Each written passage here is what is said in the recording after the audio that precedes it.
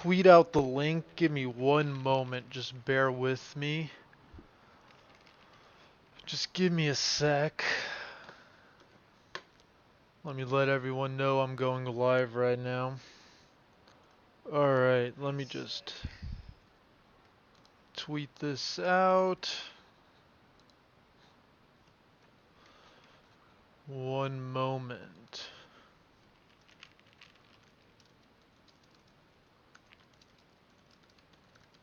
See, I have to do this because I don't know how to pre-record a video or anything like that. I only know how to live stream.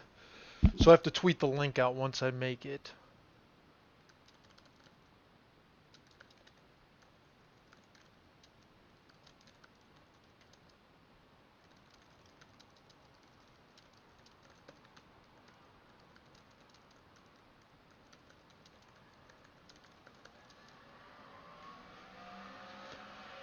Alright, so what I have on right now is Street Fighter 2. And I figured this would be some good background, let's put that down. This would be a good background visual to what I want to talk about. And what exactly it is that I'm going to be talking about right now is the show called The Bachelorette. Now, The Bachelorette is obviously one of the spin-offs of Chris Harrison's show The Bachelor. And basically what the show is Chris Harrison, he is the host. He essentially gathers either female brides to be or male grooms to be, and there's one contestant who's gets to choose essentially who they will eventually be marrying in the end. So in this show, this season, it's the Bachelorette. It's like this former Miss Alabama. I believe she's former Miss Alabama, and she is, she gets to choose her mate essentially on live television. And so, if you've been following my Twitter account for the last few weeks, I like to usually live tweet the episodes because there's a lot of things to learn from this. I mean, obviously, it's smut television. I watch it with my wife. I only got into this because of my wife. I mean, if you can imagine, she pretty much controls the remote at home. So I have to watch a lot of what she wants to watch. And so I got into the show because there's a lot of interesting dynamics about male female relationships, modern conceptions of love, and obviously there's a lot of non-traditional aspects to it. The whole there's essentially a concubine that the main contestant gets to choose from. So obviously there's a lot of things contrived by it, but also during the dates, you learn a lot about what the modern man and woman is sort of like, what they're thinking. And this season is particularly interesting. And I say that because you see the sort of fault lines in the sort of gender dynamics being more explicit. And I say that because the protagonist of this show is obviously the female contestant, the Bachelorette. But the antagonist of the show is an individual who I've been tracking since the beginning of the show and I've been tweeting a lot about. His name is Luke P. Now, Luke P is an interesting character. He is the antagonist of the show. Um, let's introduce Luke P first. Okay, Luke P is basically a young Southern Aryan man. He's very good looking. He's very alpha. He used to play sports or something. Very aggressive. And I don't say that in a bad way, but he has a very what Mark Brahman would call a martial instinct. Now, a martial instinct or a martial archetype is a reference to someone who is like Mars, Mars being the god of farming and war. Now, this martial instinct is for a sort of like a working class, this working class archetype. It's sort of not quite the thinking man, the working man sort of thing. And so Luke, interestingly, of the contestants that are remaining, he is the one who is ostensibly martial. And the show made a point to show this and depict this because during one of the group dates, they had a rugby match. And obviously, as you can imagine, that in the rugby match, Luke P was definitely like the most athletically sound. He was the one who was fastest, strongest. He, in fact, injured multiple of the other contestants. One guy ended up going to the hospital, and then in another act of, I mean, he was obviously overly aggressive, but in one of the plays, he got really aggressive and essentially body slammed a guy who ironically is a DC consultant, which I thought was hilarious, but we can get into that guy a little bit later. But this was interesting because this was a turning point in the show where he definitely became the clear antagonist. Not in the sense that the show was depicting him as that, which they were, but also because the entire house of all the other guys, they turned against him. The show, each date, each episode of the other contestants became, how do we get rid of Luke P? And so obviously, as you can imagine, this became a sort of the fault line amongst the men. You have this martial Luke P, who is the Chad aggressive warrior, and he's sort of being pushed out by a lot of these non-martial types, and they sort of ally together to try to push him back, to badmouth him, or what have you. And I'll be honest, I mean, Luke P doesn't do himself any favors. I mean, he says a lot of stupid things. He's genuinely stupid. I think he exhibits a lack of social and emotional intelligence. But I mean, those are personal issues that, like, whatever. That stuff happens. But my point being is that everyone is essentially picking every word he says, every little thing he does, to the point where, like, even if he is dumb, he's looking like an innocent individual because everyone else wants to, demoralize him in front of the woman. And the woman, the Bachelorette, she is obviously seeing what's going on. She's not stupid. I mean, she's a woman. She's not stupid. She's a lot smarter in these types of minute social dynamics. And so she senses this, and obviously it turns her on for Luke P, right? Because she sees that everyone hates this guy, and everyone's trying to be like the White Knight, right? Everyone wants to be like, oh, you gotta look out for Luke P. He's a real bad guy. But if everyone keeps telling her that, that's not gonna be good, right? And so this all ended up working in Luke P's favor, no matter what. I mean, even when his date, his one-on-one with the Bachelorette went terribly wrong, and he was supposed to essentially be sent home after that, she still gave him another chance to stay on the show. And obviously there's like writers involved, director, whatever. It's contrived. It's a show. I mean, come on, it's ABC. I mean, what do you expect?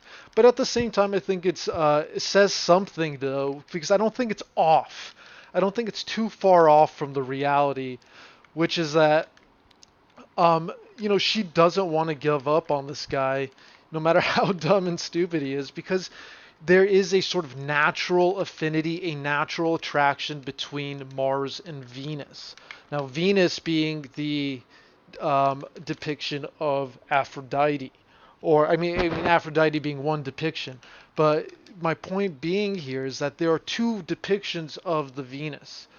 There's one depiction, which is the Pandemos, which is obviously one who is more promiscuous and sultry and is not tied to Mars or the martial type, a Luke P type, right? Whereas there's, we have Venus Uranus, which is the like, essentially creme de la creme of women, who is tied and married to Mars. So what's happening here is that the Bachelorette essentially naturally wants to be with Luke P. She's gonna pick this guy no matter what. She wants to be with him. She's giving him so many chances. I mean, it's like it's never happened before where a contestant has given one other person so many chances like this before. And so my point being is that the whole show has now become, how do we get this type of guy away from this type of woman? Do you see what I'm saying? Do you see why I'm saying this show is really important to look at? Because if you are a Luke P type, a Marshall type, a jock, not quite smart, but you're a good guy, you're a good guy, you're a quality guy. But at the same time, you got to see that the show is a sort of microcosm of society, in the sense that they show how they sort of try to drive a wedge between Venus and Mars. And so this last episode was even more interesting in the sense that as the grooms are whittling down as she's sending them home, those who remain are definitely like these very alpha aggressive men, right? And so a lot of these latent tensions are coming out, but at the same time, they're all still teaming up. And this is ultimately like the worst uh, sexual dynamic you can be in the sense that you're never going to court a woman by telling her, like, don't be with that guy. You see what I'm saying? And so last night it was pretty interesting. So she like cries a lot. Obviously, what do you expect? Typical. She cries a bunch, and sends the guy who tried to white knight the hardest home. Obviously, I mean, any guy could have told him that. Yet, Luke P was picked last symbolically. He's always going to be picked last symbolically as a sort of show of antagonism. Now, will he eventually win? I think so. I think so. But overall, I think the show is worth paying attention to, especially if you see the type of men and women who are making the shows. I mean, these are high quality people in terms of genetics, status, economics, what have you. These are, like I said, the Bachelorette is a former Miss Alabama from like a year or 2 years ago or something. So it is important to see how these people are essentially courting one another, because a lot of people who aren't married, who are in the sort of like Tinder game, right? Tinder is like basically the Bachelorette on steroids, except it's not on TV, right? Every woman on that dating app thinks she is the Bachelorette. Like there's 6 million, guys out there, and who essentially want to be with her. And this is true. I mean, when she checks her notifications, it's naturally going to be more than a male's on the dating app. So obviously, the show becomes a sort of the show The Bachelorette becomes a sort of like elitist microcosm of the Tinder world, so to speak. And so in this sort of world, there are people who succeed and there are people who don't succeed. I think I read a statistic, or maybe I heard the statistic. Who knows if it's even true? But I'm gonna say it anyway. So I don't know if the statistic's true, but I mean I'm not a journalist. I'm a nobody, so you don't need to take this seriously. But the statistic was essentially saying that uh, the 20% of the men on Tinder essentially acquire 80% of the women. So alternatively, if you understand what the stat's saying, is that 80% of men are competing for 20% of women. And so this is obviously a terrible, terrible sexual market to be in, right? And the person who essentially naturally absent any sort of intrusion or teaming up or anything, the one who naturally tends to succeed in this environment is a Luke P, is a Marshall type, is this sort of you know, he shows the female naturally that he is a good mate, that he is strong, he can take care of her, he can have good children and genetically. So I mean, it makes sense, right? An artist has to explain and talk, to the woman to show his, deeper intricacies. Whereas, the marshal doesn't need to do that. He's got a six pack. What's up? And so it's important to sort of see it in that light then, because now the show and now hence society is now trying to be sort of, how do we wedge these two types away from each other?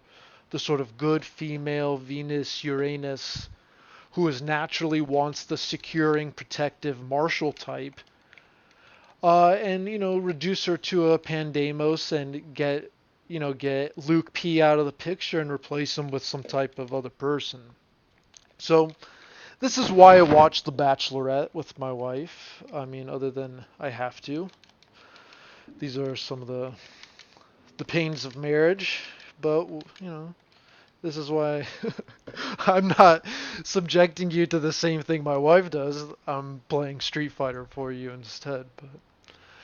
But anyway, that's all I have for you right now. That's my take on The Bachelorette. If you've been wondering why I watch it, I have to admit, I do love it. It is pretty smutty, but I do love it.